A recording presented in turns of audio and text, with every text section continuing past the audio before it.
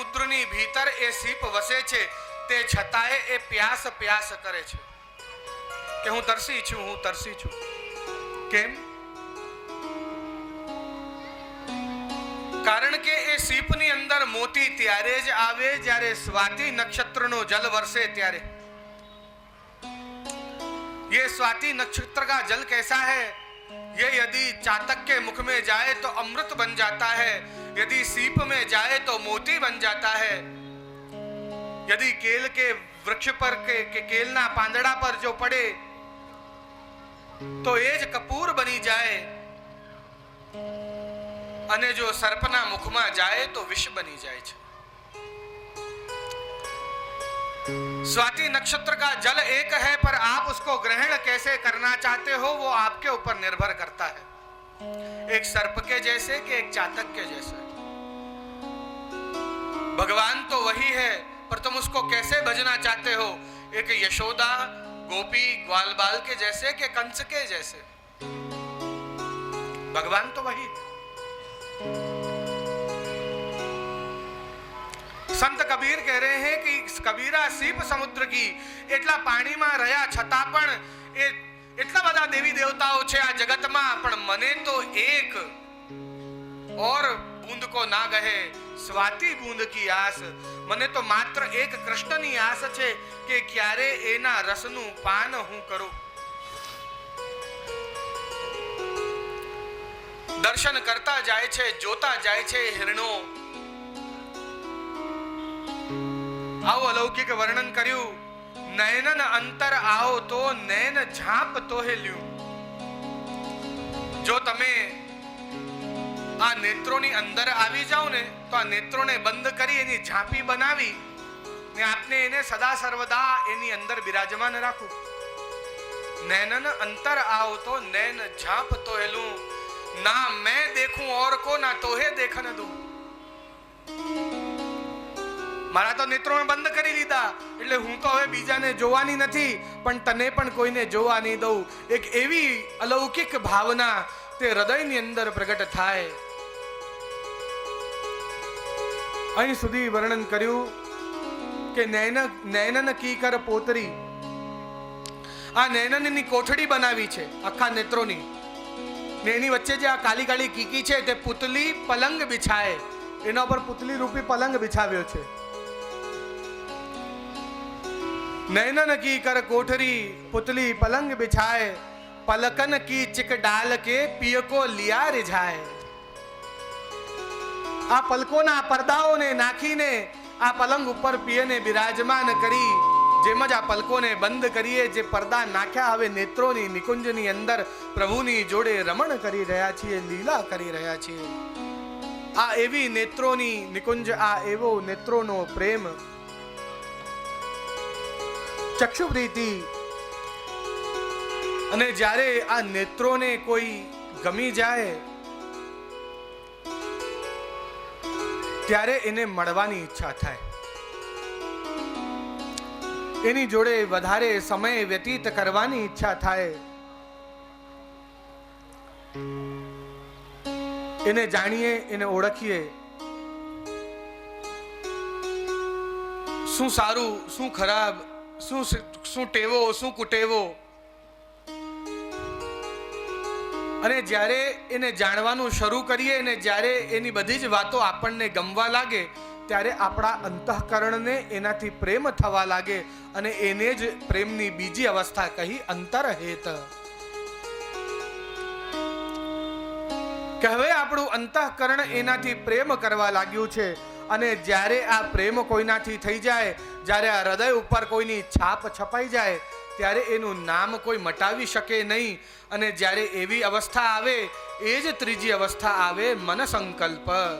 કે હવે જો મારે કોઈને પરણવું છે તો એ આજ છે, મેં મારા મનમાં સંકલ્પ કર્યો છે. જો મારે કોઈની જોડે જીવન વ્યતીત કરવો છે તે આજ છે. અને જ્યારે મનની અંદર સંકલ્પ થાય, આપણા હૃદયની વાત આપણે એને વ્યક્ત કરીએ, એના હૃદયની વાત સાંભળીએ, ને જ્યારે એના હૃદયની ને આપણા હૃદયની વાત એક થાય તો ત્યારે આનંદ થાય.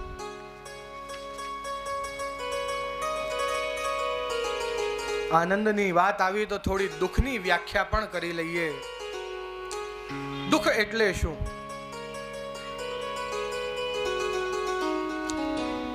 જ્યારે આપણું કોઈ મનગમતી વસ્તુ ના થાય એને કહેવાય દુઃખ. બરાબર? જે આપણને જોઈતું હતું એ આપણને ન મળ્યું એને કહેવાય દુઃખ. અને જે આપણે વિચારી રાખ્યું હતું એવું ન થયું એને કહેવાય દુઃખ.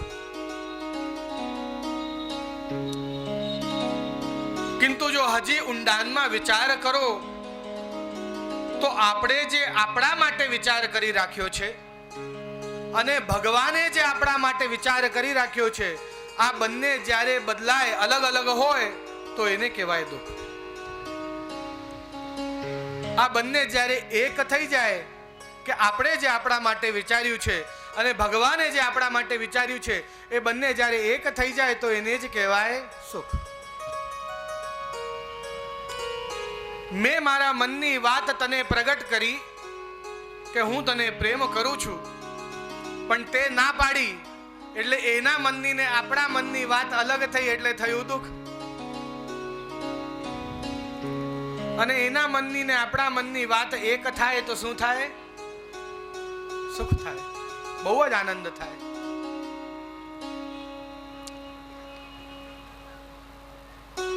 જ્યારે આપણું અંતરહેત અને મન સંકલ્પ થાય, આપણે આપણા મનની વાત એને કહીએ અને એ વાતને સ્વીકારે ને પોતે પણ પોતાના હૃદયની વાતને વ્યક્ત કરે, ત્યારે હૃદયની અંદર એટલો આનંદ હોય, જે માણસની સૌથી પ્રિય વસ્તુ છે ને એ જ છૂટી જાય. માણસને સૌથી પ્રિય શું? ભોજન. શું પ્રિય હોય? શું કહો છો? કોઈ કઈ કહે છે પૈસો, ધન. લાગે છે તો એવું જો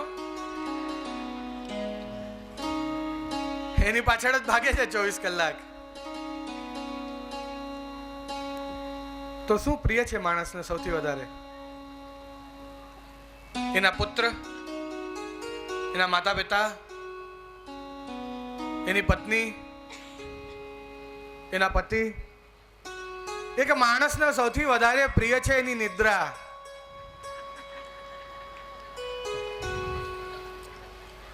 ગમે તેવો જરૂરી કામ કરી રહ્યો હોય પણ જરાક 5 મિનિટ ટેકો આપીને બેઠો હોય ને ત્યાં ડળી જાય. ગાડીમાં 4 માણસ બેઠા હોય તો પેલો ડ્રાઈવર સૂઈ જાય છે ને. ભલે 4 જણા એના સૌથી પ્રિય જણા હોય એના પરિવારના, તે છતાંય એના પ્રાણની એને ચિંતા રહે છે ખરી? નિદ્રા આવી હોય તો આવી જ જાય. નથી આવી જતી? આવી જ જાય છે. માણસને સૌથી વધારે પ્રિય છે એની નિદ્રા. જો કોઈ અહીંયા સૂઈ નથી ગયા ને, કોઈ બહુ પ્રિય છે નિદ્રા તો.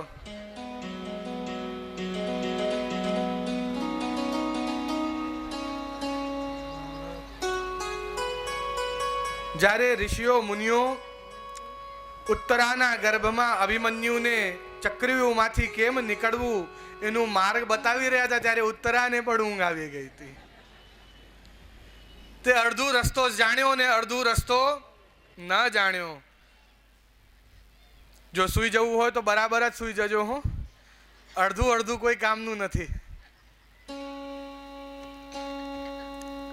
શ્રવણ કરો તો પૂરેપૂરું કરો. એ જ चौथी अवस्था આવી निद्रा भेदन, कि जो वस्तु हमको सबसे ज्यादा प्रिय है उस प्रेम में हम उस वस्तु का भी त्याग कर देते हैं. ઊંઘ નથી આવતી. આ ઊંઘ જતી રહે છે. આ પ્રેમની અંદર નિદ્રાનું ભેદન થઈ જાય છે. એક એવો પ્રેમ થઈ જાય છે. અને જ્યારે નિદ્રાનું ભેદન થાય ત્યારે આગળની અવસ્થા આવે તનુતા. જ્યારે દશા જ કંઈક જુદી થઈ જાય, તન કી દશા કછું ઓર હી ભૈરી. જેમ તાવ ચડી રહેતો હોય ને આખો દિવસ, એના જ ધ્યાનમાં મગ્ન કઈ સુધી ના રહે આ તનની, એની આગળ વધતા છઠ્ઠી અવસ્થા આવે વિરક્તિ.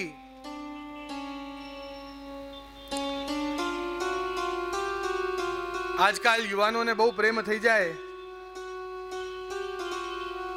પ્રેમ થયો એની ખબર પાડવી હોય તો કેમ ખબર પડે? સ્કૂલમાંથી આવે સીધા રૂમમાં જાય ને રૂમ બંધ. વિરક્તિ. માતા પિતા ભાઈ બહેન પરિવારના જનોથી વિરક્ત થઈ જવું, વૈરાગ્ય લઈ લેવું. ખાલી એકના સિવાય બાકી કોઈનું સાંભળવું ગમતું નથી. બીજા કોઈની જોડે વાત કરવી ગમતી નથી, બીજા કોઈની જોડે બેસવા ગમતું નથી. જ્યારે આવી અવસ્થા આવવા લાગે ને ત્યારે સમજી લેવું હા કુછ ગડબડ હે.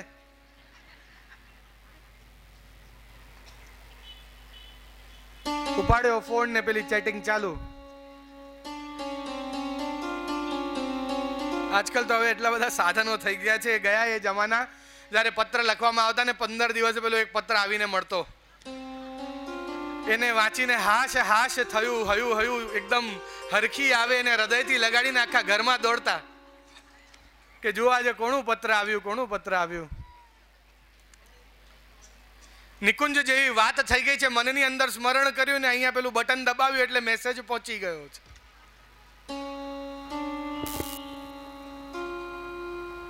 વિરક્તિ કે ધીરે ધીરે મનને જે ગમવા લાગ્યો છે, આખા મન ઉપર આખા હૃદય ઉપર એનું સ્વામિત્વ એનું આધિપત્ય સ્થાપિત થયો છે. જે હૃદયની નિકટના હતા એ બધાની જોડે સંબંધ છૂટતો જાય છે, બધા આપણા હૃદયથી દૂર થતા જાય છે. માત્ર એનું જ સ્વામિત્વ આખા હૃદય ઉપર આવી ગયું છે. હવે એના સિવાય બીજો કોઈ જ ગમતું નથી.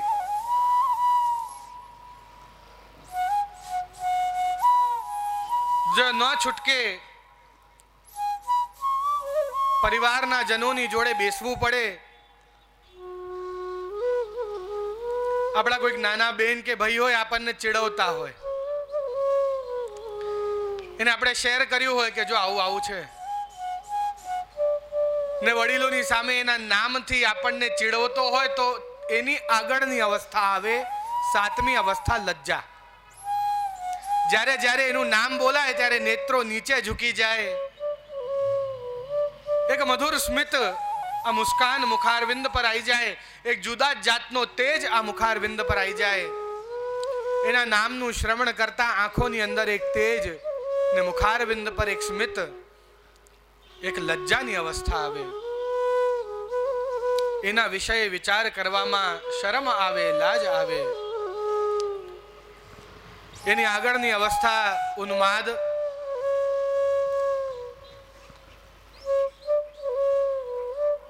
ઘરથી નીકળ્યા છે કંઈક કરવા માટે, થઈ રહ્યું છે કંઈક બીજું જ કાર્ય. ગેસ પર દૂધ ચડાવ્યો છે ને દૂધ ઉપની રહ્યું છે પણ ભાન જ નથી. રંધન સમયે માં કુરુ વેણુનાદ. રસોઈ કરતા સમયે તો વેણુનાદ ના કરો. આ લાકડીઓ પણ ભીની ભીની થઈ જાય છે, આપના રસમાં ડૂબી જાય છે, તો એનાથી અગ્નિએ પ્રગટ થતી નથી. કોઈકમાં મરચું વધારે તો કોઈકમાં મીઠું વધારે. અમારા સાસુ સસરા માતા પિતા ભાઈ બહેન પતિ આ બધા અમને પૂછે છે કે ભાઈ તું શું કરી શું રહી છે? આટલી સુંદર રસોઈ સિદ્ધ કરતી હતી, હવે તારી શું દશા થઈ ગઈ છે? અને જ્યારે આવી દશામાં પણ આપણો પિય આપણને ન મળે તો ત્યારે એની આગળની દશા આવે મૂર્છા. દેહાનુસંધાન ન રહે, મૂર્છિત થઈને આપણે પડ્યા રહીએ. એની લીલાનું એક રસમગ્નતાથી એનું ચિંતન કર્યા કરીએ. બીજું કાંઈ પણ આપણને સુહાય નહીં. એનું વિરહ આટલું બધું વધી ગયું છે.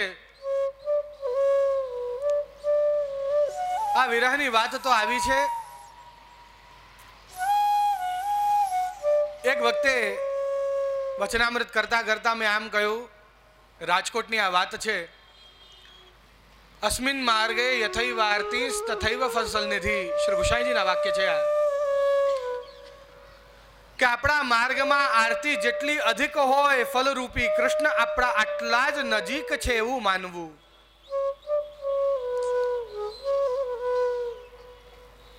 એક વૈષ્ણવ બહુ જાણતો નથી, બહુ શાસ્ત્ર બહુ ગ્રંથ ભણ્યા નથી, પણ એમ જ એ પબ્લિકમાંથી એવું બોલ્યો કે જે તાપ વધારે થાય ને તો સામગ્રી બળી જાય. તાપ પણ આટલો જ હોવો જોઈએ કે જેનાથી સામગ્રી બળે ના, શેકાય ખાલી, એ આરોગવા લાયક બને, એ સામગ્રી બળી ના જાય. માટે જુઓ, ભગવાન જ્યારે વેણુનો નાદ કર્યો, 13મા શ્લોકની અંદર આપ વર્ણન સાંભળશો કે આ મુખની જે અગ્નિ જે છે એ તો તાપ આપે છે, પણ વેણુનો જે નાદ નીકળે છે એ મધુર છે એટલે અમૃત આપે છે. એટલે બરાબર હિસાબે તાપ અને બરાબર હિસાબે અમૃત એ બંનેનું પોષણ આપી રહ્યું છે. 13મા શ્લોકની અંદર એને વિશેષ વર્ણન કરીશું. પરંતુ જ્યારે અધિક તાપ વધી જાય અને જો પ્રભુની પ્રાપ્તિ ન થાય ત્યારે આ પ્રેમની છેલ્લી અને દસમ અવસ્થા આવે, મૃત્યુ. અને આ મૃત્યુ, આ દશમ અવસ્થાની પ્રાપ્તિ માત્ર અંતરગ્રહગતા જે ગોપિકાઓ જે હતી, જે ભગવાનને રાસને પ્રાપ્ત કરી ન શકી, જે ઘરમાંથી જ ભગવાનના વિરહમાં એમને દેહ છોડી દીધો, એમને જ થઈ છે. આપઘાત કર્યો નથી હો. આ તાપ આટલો બધો વધી ગયો એમના હૃદયની અંદર કે પ્રભુના મિલન કેમ નથી કરી શકતા, આ રાસની પ્રાપ્તિ અમે કેમ નથી કરી શકતા. આમ વિરહમાં ને વિરહમાં જ પોતાના દેહને છોડીને ને કૃષ્ણના શ્રીઅંગમાં એમની આત્મા, એમનો અલૌકિક દેહ પ્રવેશ કરી ગયો અને આ પ્રકારે એમને રાસની અંદર પ્રવેશ કર્યો. આ કર્ણ્ય વેણુ રણિતમ સહ કૃષ્ણ સારાહ. ગોપિકાઓ કહી રહી છે કે આ પ્રભુ જ્યારે વેણુનો નાદ કર્યો એનાથી આકર્ષિત થઈને આ મૃગણી, આ બધી હરણીઓ તે ભાન ભૂલીને ભગવાન શ્રી કૃષ્ણને પોતાના નેત્રો દ્વારા જોઈ રહી છે, નિહારી રહી છે. એ નેત્રો ભગવાનની અંદર સ્થિર થઈ ગયા છે. અહીંયા એમ પણ કહેવા માંગે છે કે हमारे पास जो सबसे सुंदर वस्तु हो या जो सबसे सुंदर कला हो उसका विनियोग भगवत सेवा में जरूर कराना चाहिए. આ હરણીઓનો સૌથી સુંદર અંગ એના નેત્ર છે. મૃગાક્ષી, મૃગ જેવા નેત્ર હોવા જોઈએ, ગાયો જેવા કાન,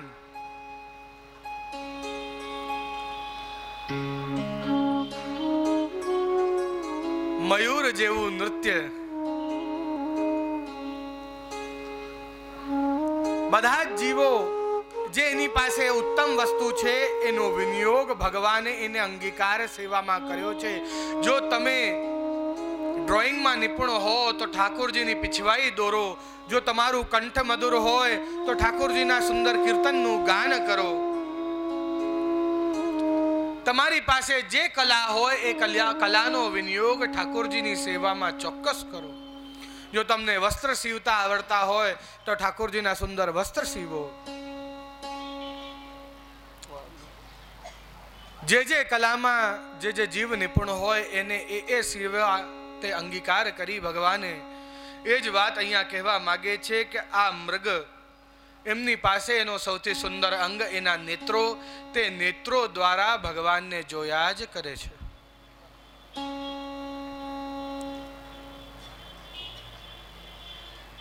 સહ કૃષ્ણ સારાહ.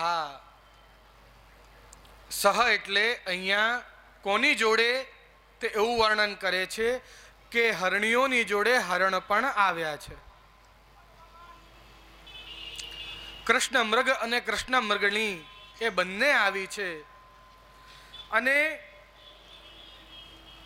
એ મૃગ પણ ભગવાનના સ્વરૂપ પર મોહિત થઈ ગયા છે ને ભગવાનને જ નિરખ્યા કરે છે. અહીંયા એમ કહ્યું કે પૂજામ દદુઃ,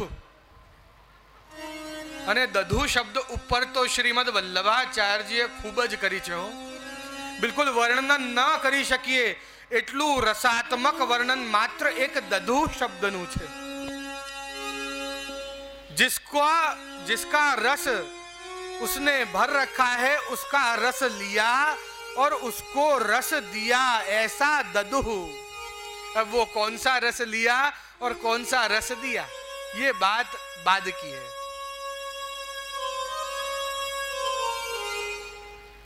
सह कृष्ण साराहा, उस कृष्ण के सार का रस को ददुः, लिया भी और दिया भी. यहाँ कुछ विद्वान ऐसा भी कहते हैं कि गोपिकाएं इस शब्द से यह भी कहना चाहती हैं कि आ वेणु तो मात्र रसनु पान ज करे छे. जो अमने आ अधरामृत आप्यो होत तो अमे तो आ अधर सुधानु आपने पान करायु भी होत अने आ पान लीधु पण होत, पण अमने करावता નથી. આ વેણુને આદર સુધાનો પાન કરાવે છે, પ્રભુ અમને કેમ નથી કરાવતા. અત્યંત રસાત્મક આ વેણુ ગીત છે. હો, ક્યાં સુધી રોકવું પોતાને મને એ જ ખબર નથી પડતી. पुष्टि मार्ग में अपने प्रभु को प्रेम भरे नेत्रों से दर्शन करना ही पूजा है, वही आराधना है. माटे कयु प्रणयावलोकई ही पूजाम. અહીંયા પૂજા શબ્દનો જે ઉલ્લેખ કર્યો કે પ્રેમ પ્રણયાવલોકઈ, પ્રેમ ભરા નેત્રોથી અવલોકન કરવો, એ જ પૂજામ, એ જ પૂજા છે. ये हिरनिया ये भगवान के कोई पंचोपचार या षोडशोपचार करना नहीं जानती. आ भगवान ना कोई मंत्रो नहीं जानती, भगवान नु अभिषेक केम करावू ए नहीं जानती, कया मंत्रों थी भगवान नु आवाहन थाय ए नहीं जानती. ईश्वरः पूज्यते लोके मूढ़ैरपि यदा तदा निर्बाधिक वैश्वर्यम वर्णयन्ति विलक्षणाः. આવું શ્રીમદ વલ્લભાચાર્યજી શ્રી સુબોધિનીમાં વર્ણન કરે છે કે આ ઐશ્વર્યનો જે વર્ણન જે છે એ બહુ જ વિલક્ષણ છે. કારણ કે આ જે હિરણીઓ જે મૂઢમતી, હિરણીઓ મૂઢમતી અને ગોપિકાઓ મૂઢમતી એટલે મૂઢ રૂપી મુગ્ધા. જે મુગ્ધ થઈ જાય તો પ્રેમની અવસ્થા વિશેષ થઈ જાય ને. મુગ્ધા એટલે જે મુગ્ધ થઈ ગયો છે એને ભાન નથી એટલે મૂઢ છે, એ મૂઢમતી છે. यहाँ पर हिरण जो है वो भगवान के बहिरंग ईश्वरी का वर्णन कर रहे हैं और मूढ़ई रपी, ऐसी जो मूढ़ जो मुग्धा गोपिका है वो भगवान के अंतरंग ईश्वरी का वर्णन करती है. ऐसी गोपी जो भगवान के दर्शन करते ही मुग्ध हो गई है, ऐसी गोपी जिनके अंदर हिरणियों जैसा चंचल भाव है, ऐसी गोपी के बारे में भी वर्णन करते हैं એવું કહી રહ્યા છે. લોકના લોકો, જ્ઞાની લોકો, પંડિતો, શાસ્ત્રીઓ, વિદ્વાનો એ તો ભગવાનનું પૂજન કરતા જાણે છે, કિંતુ આ હિરણીઓ એ પૂજન કેમ કરવું એ જાણતી નથી. એ તો મૂઢ છે. તે મૂઢ હોવા છતાં પોતાના પ્રેમથી ભગવાનને માત્ર નિરખ્યા જ કરે છે. તે એમને એ નિરીક્ષણ કરવું એ જ એમનું આ સુંદર પૂજાનું વર્ણન છે. એ જ પૂજા કરે છે. પોતાના પ્રેમના જલથી એ ભગવાનના સુંદર શ્રીઅંગનો